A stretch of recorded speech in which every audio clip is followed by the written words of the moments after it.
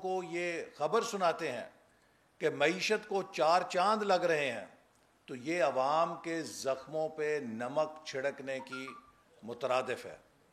وزیر اعظم صاحب نے آج بھاشن دیا ہے۔ وزیر اعظم صاحب 2 کام جانتے ہیں، ایک وہ درس دے سکتے ہیں، لیکچر دے سکتے ہیں، اور دوسرا وہ صدقے، خیرات اور چندے اکٹھے کرتے ہیں، جس میں ان کا کوئی ثانی نہیں، چونکہ پچھلے 25-30 سال سے انہوں نے یہی کام زندگی میں سیکھا ہے۔ اب قوم کو وہ بھاشن دیا ہے انہوں نے کہ پاکستان اس لیے پیچھے رہ گیا کہ ہمارے ہاں طویل المیعاد منصوبہ بندی کا فقدان تھا، اور بنگلہ دیش اور بھارت بھی ہم سے آگے نکل گیا ہے۔ میں عمران نیازی صاحب کو بتانا چاہتا ہوں کہ ویژن 2025 مسلم لیگ نون کی حکومت نے لانگ ٹرم منصوبہ بنایا تھا اور اس پر عمل کر کے دکھایا تھا۔ اسی طرح 11واں 5 سالہ منصوبہ 2013 سے 2018 تک، اس پر ہم نے کامیابی سے عمل کر کے دکھایا، اور پاکستان کی تاریخ کا پہلا 5 سالہ منصوبہ تھا 11واں 5 سالہ منصوبہ، جس نے اپنے ٹارگٹس کو ایکسیڈ کیا، اپنے ہدف سے زیادہ ترقیاتی وسائل خرچ کر کے دکھائے۔ 11ویں 5 سالہ منصوبے میں 3000 ارب روپے کا ترقیاتی ہدف رکھا گیا تھا، اور الحمدللہ ہم نے 3200 ارب روپے ڈیولپمنٹ میں خرچ کر کے پاکستان کے اندر جدید infrastructure, physical as well as human resource کا انفراسٹرکچر، اس کی تعمیر کر کے دکھایا۔ اور جب ہماری حکومت ختم ہو رہی تھی تو ہم نے 2018 سے 2023 کے لیے 12ویں 5 سالہ منصوبے کا پورا فریم ورک تیار کر کے چھوڑا، تاکہ جو بھی حکومت آگے آئے گی وہ اس میں اپنی ترجیحات کے مطابق تھوڑا بہت رد و بدل کر کے 3 مہینے کے اندر اسے لاگو کر سکے اور پاکستان اس کے اوپر عمل پیرا ہو سکے۔ 3 سال ہو گئے ہیں، یہ اس 12ویں 5 سالہ منصوبے کو مکمل نہیں کر سکے، اور عمران خان صاحب میں گٹس ہیں کہ وہ کھڑے ہو کے ہمیں یہ درس دے رہے ہیں کہ پاکستان میں کوئی طویل المیعاد منصوبہ نہیں ہے۔ آپ تو میڈیم ٹرم منصوبہ جو ہم آپ کو تشتری پہ رکھ کے پیش کر کے گئے تھے، اسے نہیں مکمل کر سکے یا اسے لاگو نہیں کر سکے۔ آپ نے لانگ ٹرم پلاننگ کیا کرنی ہے؟ یہ وہ ویژن 2025 تھا جس کے بارے میں دنیا کے رہنماؤں نے اور بہترین اکانومسٹ نے اسے پاکستان کی ترقی کے لیے بہترین منصوبہ قرار دیا تھا۔ اور جب ہم نے شروع کیا 2014 میں، اور ہم نے یہ ہدف رکھا کہ 2025 تک پاکستان ٹاپ 25 دنیا کی معیشتوں میں آئے گا، تو کئی لوگ ہنستے تھے، لیکن الحمدللہ ہم نے جس دل جمی کے ساتھ اپنے لیڈر نواز شریف صاحب کی لیڈرشپ میں اس پر کام کیا، تو پرائس واٹر ہاؤس کوپر جیسے بین الاقوامی ادارے بھی یہ کہنے پر مجبور ہو گئے 2017 تک کہ پاکستان 2030 تک پہلی 20 معیشتوں میں شامل ہو جائے گا، گویا کہ G20 کنٹریز میں آ جائے گا۔ اس حکومت نے آ کے پاکستان کو جو رائزنگ پاکستان تھا اسے ڈکلائننگ پاکستان بنا دیا ہے، اور آج 2030 تک پہلی 20 معیشتیں درکنار ہم پہلی 40 میں بھی اگر رہ گئے تو بہت بڑی کامیابی ہوگی جس رفتار سے یہ حکومت چل رہی ہے۔ تو عمران صاحب، پاکستان میں لانگ ٹرم منصوبہ بندی ہمیشہ مسلم لیگ نون نے کی ہے، چاہے وہ 98 میں ویژن 2010 تھا، چاہے وہ 2014 میں ویژن 2025 تھا۔ مسلم لیگ نون نے ہمیشہ پاکستان کے لیے میڈیم لانگ ٹرم منصوبے بنا کے اسے ترقی کے راستے پہ ڈالا. لیکن یہ آپ جیسے لیڈر ہیں جنہوں نے اس ملک کو تباہ کیا ہے. 2013 اور 18 کے درمیان بین الاقوامی اسٹیبلشمنٹ اور ملکی اسٹیبلشمنٹ کے ساتھ ساز باز کر کے آپ نے ہماری حکومت کو گرانے کی کوشش کی 2014 میں، جو ناکام ہوئی. آپ نے بار بار دھرنے دیے، لیکن بالآخر آپ نے پاناما کے نام پہ جو ڈرامہ کیا اس سے پاکستان میں سیاسی بے یقینی اور بحران پیدا کرنے میں کامیاب ہو گئے، جو آپ کو فورن فنڈنگ کے ذریعے آپ کے ڈونرز نے ٹاسکنگ کی تھی. آپ پاکستان کی دشمن لابیز کے اعلی کار بن کے اس ملک میں سیاسی بے یقینی اور بحران پیدا کرتے رہے. اور آپ کی اس نالائکی، نااہلی اور ناکامی کا تجربہ ہے کہ آج پاکستان کو آپ نے بدترین ڈیٹ ٹریپ میں دھنسا دیا ہے. آپ نے 13,000 ارب کے قرضے لیے ہیں. آپ لوگوں کو جھوٹ بولتے ہیں کہ میں نے قرضے واپس کیے ہیں. 13,000 ارب نیٹ بوروئنگ میں اضافہ ہے. جو بھی آپ نے قرضے واپس کیے ان کے علاوہ آپ نے 13,000 ارب کے نئے قرضوں کا بوجھ پاکستانی قوم پہ ڈالا ہے. جس دن ہم نے حکومت چھوڑی تھی تقریباً 25,000 ارب کے قریب پاکستان کے ٹیکس کا حجم تھا. ہم نے 10 سالوں میں 10,000 ارب کے قرضے لیے. آپ 3 سالوں میں 13,000 ارب کے قرضے لے چکے ہیں. ہمارے 10,000 ارب کے قرضوں کے عوض پیداواری اثاثے، پروڈکٹیو ایسٹس ملک کے اندر لگے، جن میں توانائی کے منصوبے تھے، جس میں لاجسٹکس کے منصوبے تھے، جس میں نالج کے منصوبے تھے، جس میں ہیلتھ کیئر کے منصوبے تھے.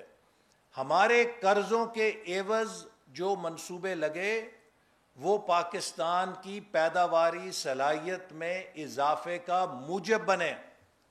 آپ نے 13,000 ارب غیر پیداواری قرضے لے کر، ڈیڈ لونز لے کر خسارہ پورا کرنے کے لیے اپنی ناکامی، اپنی نااہلی، چونکہ آپ ٹیکس اکٹھا کرنے میں ناکام رہے ہیں، آپ اپنے اخراجات گھٹانے میں ناکام رہے ہیں، تو جو خسارہ ہے وہ ریکارڈ سطح پہ پہنچ گیا ہے. 9%، 8% آف جی ڈی پی پہ آپ کا فسکل ڈیفیسٹ ہے. اس کو پورا کرنے کے لیے آپ دونوں ہاتھوں سے قرضے لیے جا رہے ہیں. اور جس دن آپ رخصت ہوں گے یہ قرضوں کا بوجھ آنے والی حکومت کے لیے پھانسی کا پھندا ہوگا. حکومت کے لیے نہیں پھندا ہوگا، پوری قوم کے لیے پھندا ہوگا. تو آپ لوگوں کو اپنے بھاشنوں سے دھوکہ نہیں دے سکتے. آپ جو بڑے مفکر بن کے کبھی معیشت پہ لیکچر دیتے ہیں، کبھی خارجہ پالیسی پہ لیکچر دیتے ہیں، کبھی مغرب کی ہمیں اصلیت بتاتے ہیں، کبھی آپ بھارت کی ہندوتوا پالیسی کا لیکچر دیتے ہیں. آپ اپنی کارکردگی کا بھی لیکچر دے کے بتائیں کہ مہنگائی پہ کتنا قابو پایا ہے، عام آدمی کے لیے کیا کیا ہے، بجلی اور گیس کتنی سستی کی ہے، 1 کروڑ نوکریاں کہاں گئی ہیں. دوسرے محکموں کے مکان، ورکرز ویلفیئر فنڈ سے بننے والے مکان اپنے 50 لاکھ کی اسکیم میں شو کر کے قوم کو دھوکہ کتنی دیر آپ دیتے رہیں گے.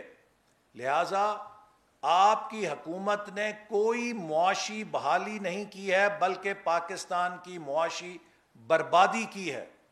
اور اس معاشی بربادی کے 22 کروڑ عوام گواہ ہیں. یہی وجہ ہے کہ آپ کو خوشاب میں شکست ہوئی، یہی وجہ آپ کو ڈسکا میں شکست ہوئی، یہی وجہ ہے کہ آپ کو وزیر آباد میں شکست ہوئی، آپ کو نوشہرہ میں شکست ہوئی، اور آپ کو کراچی میں بھی شکست ہوئی. اور آپ کو جہاں بھی الیکشن ہوگا انشاءاللہ تعالی شکست ہوگی، چونکہ 22 کروڑ عوام آپ کی ناکامی، نالائکی اور بربادی کے آئی وٹنس اکاؤنٹس ہیں، جو صبح سے شام تک اپنی زندگی میں دوڑ دھوپ کرتے ہیں لیکن اپنے اخراجات اور اپنی آمدن کو بیلنس نہیں کر پا رہے۔ ان کے لیے جب بجلی کا بل آتا ہے وہ ایک موت کا پروانہ ہوتا ہے، ان کے لیے جب گیس کا بل آتا ہے موت کا پروانہ ہوتا ہے، ان کے گھر میں کوئی بیمار ہو جاتا ہے، دوائیاں لینی پڑیں تو وہ موت کا پروانہ بن جاتا ہے۔ آپ کو کیا پتا، آپ تو مافیاز کی آمدنی پہ پلتے ہیں۔ پاکستان کے جتنے مافیاز ہیں وہ سب آپ کے پروں کے نیچے ہیں، چاہے وہ رنگ روڈ کا سکینڈل ہو، چاہے وہ شوگر کا سکینڈل ہو، چاہے وہ آٹے کا سکینڈل ہو، اور اب آپ لاہور کے اندر راولپنڈی رنگ روڈ سے بڑا سکینڈل بنا چکے ہیں۔ والٹن ایئرپورٹ کی زمین جو اربوں روپے کی زمین ہے، عمران خان اپنے دوستوں میں بندر بانٹ کر رہے ہیں تاکہ اس کو کمرشل پراپرٹی کے طور پہ وہ استعمال کر سکیں۔ پاکستان کے چپے چپے پر آپ سرکاری اثاثوں کو اپنے دوستوں میں تقسیم کر رہے ہیں، اور یہ کرپشن پاکستان کے مستقبل سے آپ کھیل رہے ہیں، چونکہ یہ وہ ایسٹس ہیں کہ جن کی اگر شفاف طریقے سے ٹرانزیکشنز نہیں ہوں گی تو ان کا نقصان براہ راست پاکستان کو پہنچے گا۔ اسی طرح میں ابھی سی پیک اتھارٹی کے چیئرمین کی تقریر سن رہا تھا گوادر میں۔ سی پیک اتھارٹی بھی پاکستان کے عوام کے ساتھ ایک دھوکہ ہے اور پاکستان کے خزانے پہ ایک بوجھ ہے۔ ہم نے سی پیک اتھارٹی کے بغیر 4 سالوں میں 29 ارب ڈالر کی سرمایہ کاری کو ریلائز کیا۔ میں دعوے سے کہتا ہوں یہ حکومت ثابت کرے کوئی 3 سالوں میں ایک نیا منصوبہ شروع کر چکی ہو۔ ابھی سی پیک اتھارٹی کے چیئرمین جو منصوبے گنا رہے تھے، ایسٹ بے express way, Gwadar airport, Gwadar hospital, Gwadar میں ٹیکنیکل انسٹیٹیوٹ، وہاں پہ پاور کا پروجیکٹ، وہاں پہ ساؤتھ بلوچستان کے جتنے سڑکوں کے منصوبے ہیں جن کا وہ نام لے رہے تھے، یہ سب وہ منصوبے ہیں جو مسلم لیگ نون کے دور میں شروع ہوئے، ان کو بجٹ میں شامل کیا گیا، ان پہ کام کا آغاز کیا گیا۔ آج بھی آپ مسلم لیگ نون کے دور کے سی پیک کے منصوبوں پر اپنی کارگزاری گنا رہے ہیں۔ آپ مجھے ایک نیا منصوبہ بتائیں جو آپ نے جے سی سی سے 3 سالوں میں منظور کرایا ہو۔ آپ نے 9 صنعتی زونز کا بیڑا غرق کر دیا ہے۔ یہ 9 صنعتی زون 2020 میں تیار ہونے تھے، کیوں نہیں تیار؟ ان کے اندر لاکھوں کا روزگار پاکستان کے نوجوانوں کو ملنا تھا، کیوں نہیں مل سکا؟ ان 9 صنعتی زونز میں اربوں ڈالر کی چین سے پرائیویٹ انویسٹمنٹ ری لوکیٹ ہونی تھی، کیوں نہیں ہو سکی؟ اس لیے کہ آپ کے زبان پہ سی پیک کا نام ہے لیکن اندر سے آپ سی پیک کی جڑیں کاٹ رہے ہیں۔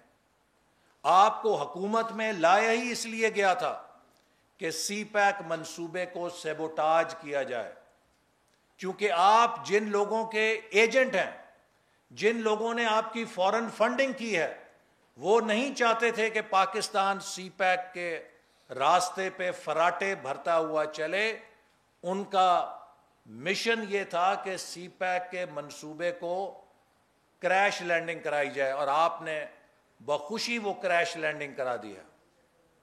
میں آپ کو چیلنج کرتا ہوں کہ ہم نے سی پیک کے اوپر بغیر کسی پروٹیکشن کے، آپ تو سی پیک اتھارٹی سے کہتے ہیں نیب ہاتھ نہیں لگا سکتا، کہتے ہیں کہ سی پیک منصوبوں میں بے قاعدگی بتائیں۔ ہم چیلنج کرتے ہیں کہ آپ ہمیں 3200 ارب روپے کے ہم نے فنڈز ریلیز کیے تھے، 32 پیسے کی بتائیں کرپشن یا مالی فائدہ ہم نے اس میں اٹھایا ہو۔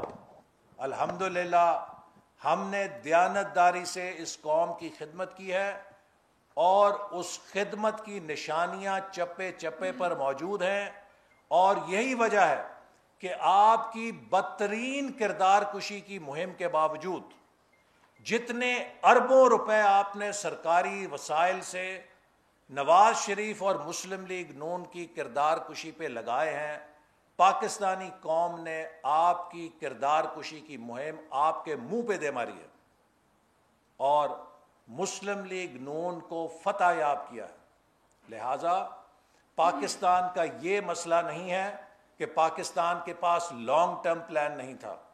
پاکستان کا اصل مسئلہ یہ ہے کہ پاکستان کے لانگ ٹرم پلان پر عمل کرنے نہیں دیا جاتا، سازشیں کر کے حکومتوں کو تبدیل کر دیا جاتا ہے، الیکشن چرا لیے جاتے ہیں۔ پاکستان کا اصل مسئلہ آئین کے مطابق پاکستان کی ریاست کا نہ چلنا ہے۔ جب تک یہ بنیادی مسئلہ فکس نہیں ہوگا، پاکستان کارکردگی کے میدان میں افریقہ سے بھی پیچھے رہ جائے گا۔ اسی لیے مسلم لیگ نون کی جد و جہد کا مرکزی نقطہ یہ ہے کہ 70 سال ضائع ہو گئے ہیں، اگلے 70 سال ضائع نہیں ہونے دینے۔ اب پاکستان کو آئین کی بنیاد پہ چلانا ہے، اسی میں بھلا ہے فوج کا، اسی میں بھلا ہے عدلیہ کا، اسی میں بھلا ہے پارلیمنٹ کا، اسی میں بھلا ہے 22 کروڑ عوام کا۔ یہ ملک اگر آئین کے مطابق چلے گا تو سیاسی استحکام ہوگا، سیاسی استحکام ہوگا تو معیشت مضبوط ہوگی، معیشت مضبوط ہوگی تو دفاع بھی ناقابل تسخیر ہوگا۔ لیکن اگر عمران خان جیسے نالائق اور نااہل حکمرانوں کو الیکشن چرا کے مسلط کیا جائے گا تو پھر اس ملک کی سیاست بھی عدم استحکام کا شکار رہے گی، اور اس سے اس ملک کی معیشت بھی گرداب میں پھنسی رہے گی۔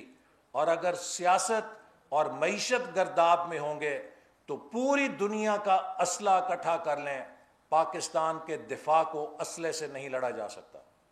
پاکستان کا دفاع مضبوط ہوگا اگر اس کے پشت کے اوپر آئین کی حکمرانی کا نظام ہوگا، اگر اس کی پشت کے اوپر مضبوط معیشت ہوگی، اور معیشت تب بنے گی جب اس کو چلانے والے اہل اور دیانتدار لوگ ہوں گے، نا تجربہ کار اناڑی جو ہر روز اپنے وزیر بدلیں۔ آپ دیکھیے دنیا میں کوئی مثال ہے کہ بجٹ سے 1.5 مہینہ پہلے وزیر خزانہ بدل دیا، بجٹ سے 3 ہفتے پہلے سیکٹری خزانہ بدل دیا؟ اس سے بڑی غیر سنجیدگی کی کیا مثالیں ہو سکتی ہیں؟ پاکستان کو، اس کے انتظامی ڈھانچے کو ایک اناڑی حکمران نے اپنی تجربے گاہ بنایا ہوا ہے۔ جیسے ایک بچہ کھلونا چلا نہیں سکتا تو اس کو اٹھا کے پٹک کے دیوار پہ پھینکتا ہے اور ایک نیا کھلونا پکڑ لیتا ہے، اسی طرح عمران خان سے حکومت چلتی نہیں ہے۔ یہ ایک ایک کر کے وزیروں اور افسروں کو پٹک پٹک کے دیوار پہ پھینکتا ہے، پھر کوئی نہیں آ جاتا ہے۔ نقص نہ اس مشین کا ہے، نقص نہ اس گاڑی کا ہے، نقص ڈرائیور کا ہے۔ کنڈکٹر نکالنے سے یا بدلنے سے گاڑی نہیں چلتی اگر اس کا ڈرائیور اناڑی ہو، گاڑی چلے گی جب ڈرائیور تبدیل کیا جائے گا۔ اور یہی وہ مرکزی نقطہ ہے جس کو پی ڈی ایم اور مسلم لیگ نون لے کر جد و جہد کر رہے ہیں کہ ہمیں اس ڈرائیور کو نکالنا ہے، نئے الیکشن کرانے ہیں تاکہ پاکستان کے مستقبل کو محفوظ کیا جا سکے۔ اور آخری بات، میں حکومت کی طرف سے آزاد کشمیر کے الیکشن کو ملتوی کرنے کی تجویز کی شدید مذمت کرتا ہوں۔ عمران خان کو وہاں پر امیدوار نہیں مل رہے۔ آپ نے دیکھا ہے کہ جو انہوں نے کینڈیڈیٹس کی فہرستیں جاری کی ہیں اس میں تقریباً آدھے پینڈنگ ہیں، چونکہ وہاں پہ امیدوار ہی نہیں ہے ان کے پاس۔ تو یہ چاہتے ہیں کہ وقت لے کے فلور کراسنگ کرائی جائے، وہاں پہ لوگوں کی وفاداریاں تبدیل کرائی جائیں، توڑ پھوڑ کی جائے اور اپنے امیدوار پورے کیے جائیں۔ ابھی تک پی ٹی آئی کو آزاد کشمیر میں پورے امیدوار نہیں مل رہے، اس لیے اگر کشمیر کے اندر انہوں نے انتخابات میں کوئی مداخلت کی، اس کا براہ راست نقصان کشمیر کے ہمارے مسئلے پر ہوگا، کشمیر کے ایشو پر ہوگا، اور کشمیر کے اندر انتخابات میں دھاندلی کا مقصد یہ ہے کہ یہ مودی کا ہاتھ مضبوط کر رہے ہیں، جو کچھ وہ جموں کشمیر کے اندر کرتا ہے، جو کھیل مودی جموں کشمیر کے اندر رچاتا ہے، ہم عمران نیازی کو اجازت نہیں دیں گے کہ وہ کھیل یہ آزاد جموں کشمیر کے اندر کر سکے۔ آزاد کشمیر میں مسلم لیگ نون نے عوام کی خدمت کی ہے، عوام مسلم لیگ نون کی پشت پر کھڑے ہیں، اور انشاءاللہ تعالی وہاں پر مسلم لیگ نون اور نواز شریف صاحب کی خدمت بھرپور طریقے سے کامیاب ہوگی۔ بہت شکریہ۔ آپ نے بات کی کہ 2013 کے بعد انٹرنیشنل اسٹیبلشمنٹ اور ملکی اسٹیبلشمنٹ نے نون لیگ کی حکومت گرانے کا فیصلہ کیا، تو کیا اب نون لیگ جو اسٹیبلشمنٹ سے بات نہیں کرے گی؟ دوسرا یہ بتا دیں کہ میاں شہباز شریف جو ہیں وہ بند کمروں کے اندر کہہ رہے ہیں کہ ہمیں مزاحمت کرنی ہے، باہر آ کے مفاہمت کی بات کر رہے ہیں، تو ایجنڈا کیا چل رہا ہے نون لیگ کا؟ دیکھیے، جو میں نے بات کی یہ تو اوپن سیکرٹ ہے، سب کو معلوم ہے۔ 2014 میں کیا عمران خان صاحب اس وقت کے D G I S I کے ساتھ مل کر سازش نہیں کر رہے تھے؟ یہ تو سب کو پتہ ہے۔ کیا اس وقت یہ بیرونی ممالک سے مل کر چین کے صدر کا بیرونی حلقوں سے، ممالک نہیں بلکہ بیرونی لابیز کے ساتھ مل کر، جو چین کی مخالف لابیز ہیں، انہوں نے چین کے صدر کا پاکستان کا دورہ ملتوی نہیں کرایا؟ کیا یہ ملک کے اندر مسلسل سی پیک کے خلاف بیانات نہیں دیتے رہے؟ کیا یہ سی پیک کو مسلسل متنازع نہیں بناتے رہے ایز اپوزیشن لیڈر؟ تو یہ جو بین الاقوامی سطح پہ چین مخالف لابیز ہیں، اور پاکستان کے اندر اس وقت کی جو اسٹیبلشمنٹ تھی اس کے ساتھ مل کر منتخب حکومت کے خلاف سازش کر رہے تھے۔ اور ہماری سب سے بڑی غلطی کیا تھی؟ عمران خان نے جب پارلیمنٹ پہ حملہ کیا ہے تو اس کی پوری ٹیم کو اس پارلیمنٹ کے حملے کے پاداش میں مقدمہ، آئین کے اوپر حملے کا مقدمہ بنا کے ٹرائل کر کے جیل میں پھینکنا چاہیے تھا۔ یہ ہماری رواداری تھی کہ ہم نہیں چاہتے تھے کہ کوئی انتقامی کارروائی کی بو آئے، اور اسی کی وجہ ہے کہ یہ پھر اپنا کھیل آگے لے جانے میں کامیاب ہو گیا۔ وگرنہ پارلیمنٹ پہ حملہ اتنی بڑی سنگین، اتنا بڑا سنگین جرم ہے کہ یہ ناقابل معافی ہے۔ پارلیمنٹ جو ہے وہ 22 کروڑ عوام کی ایک مقدس ادارہ ہے، آئین کا مقدس ادارہ ہے، اس پہ حملہ کرنے کا مطلب ہے کہ آپ آئین پہ حملہ کر رہے ہیں۔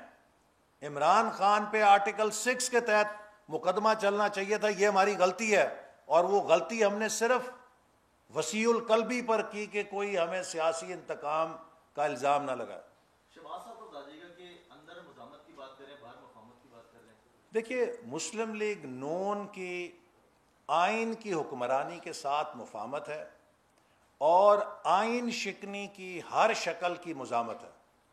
جہاں پر آئین کے آگے سر تسلیم خم ہوگا تو وہاں پر ہم حلقہ 11 میں بریشم کی طرح نرم، اور جہاں پر آئین شکنی کی روایت ہوگی تو کیا وہ مارکا ہے حق و باطل ہو تو فولاد ہے مومن، تو ہم فولاد کی طرح وہاں پہ سخت ہیں، اور جہاں پہ آئین کا احترام ہوگا وہاں ہم ریشم کی طرح نرم ہیں۔ احسن صاحب، آپ جیسے ذمہ دار سیاستدان نے بہت بڑی بات کی ہے کہ اس وقت عمران خان نے چین مخالف قوتوں کے خلاف مل کر سازش کی تھی تاکہ چین کے صدر کا جو دورہ پاکستان ہے اس کو ملتوی کیا جا سکے۔